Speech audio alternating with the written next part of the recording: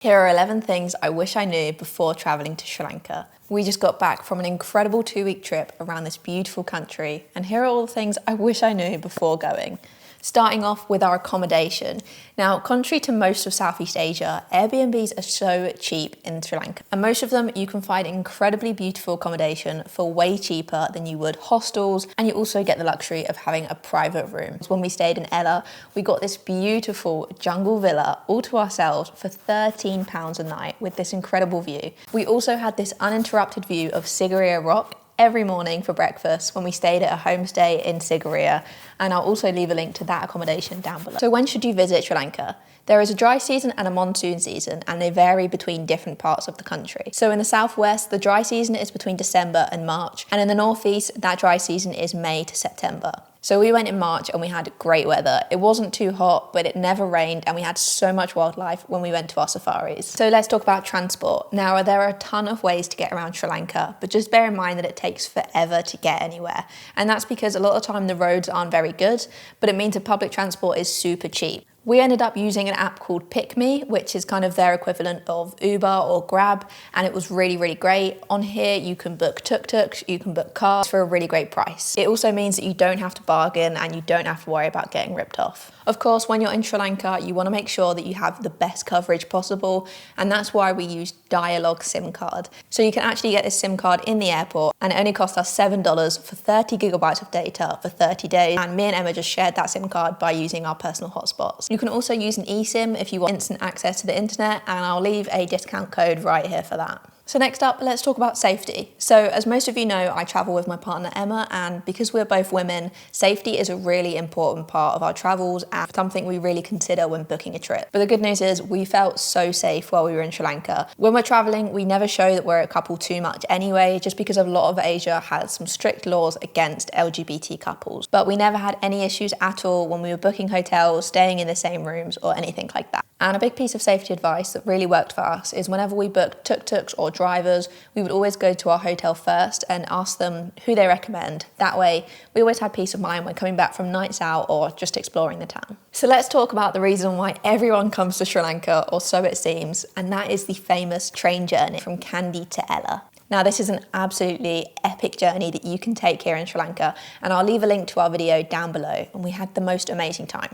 But something to keep in mind is that you actually have to book your tickets a month in advance, and they get sold out really quickly. If you do manage to book tickets, I recommend going in second class or third class reserved, and that way you're guaranteed a seat for what can be an 8-hour train journey. You definitely don't want to go unreserved, and if you do have to go unreserved, then make sure you go to this station, which is just before Kandy, and that means you have the best chance of getting a seat before all the tourists get on at Kandy station. If you've got this far in the video, please make sure to subscribe and leave a like. So sticking on the topic of the train journey, let's talk about Nurawa Eliya. So this is a really great stop off that you can do overnight just to break up that train journey. And there are a ton of great stuff to do here too. You can visit tea plantations and try tea picking for yourself. You can also stay in some beautiful accommodation overlooking these beautiful fields and have a chat with some of the ladies who pick the tea every single day. Next up, if you haven't tried Sri Lankan food, you are in for a treat. Sri Lanka has an incredible cuisine, and it takes influences from India, from Southeast Asia, and it is just incredible. We had some of our favorite dishes there, such as kotu. And something to note when you try kotu is if you listen to the chef making it, everyone has a different rhythm, and it's a really fun thing to listen out for. The second thing is, of course, curry and rice. This is a staple in most Sri Lankan diets, and that's for a reason. It's absolutely delicious, and I had it most nights in Sri Lanka. Another really popular thing to do in Sri Lanka is the safaris. So there's two main options for Sri Lankan safaris, and that is Udawalawe, which is where most of the elephants are, and there is also Yala National Park.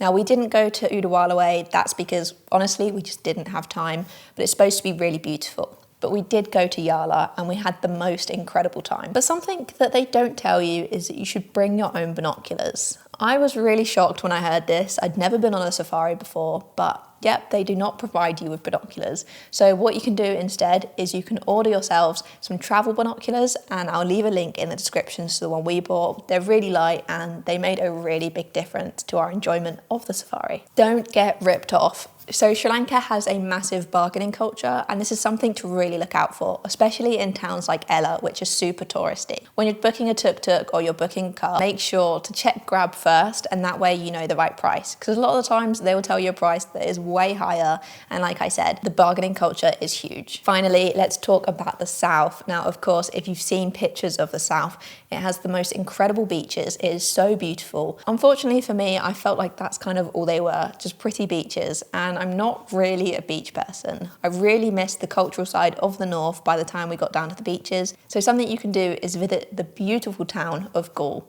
Now, this is a UNESCO World Heritage listed town, and you can actually stay the night there in one of their listed buildings, which is what we did, and we had an incredible time. You can also do this as a day trip from the beaches if that's more your vibe.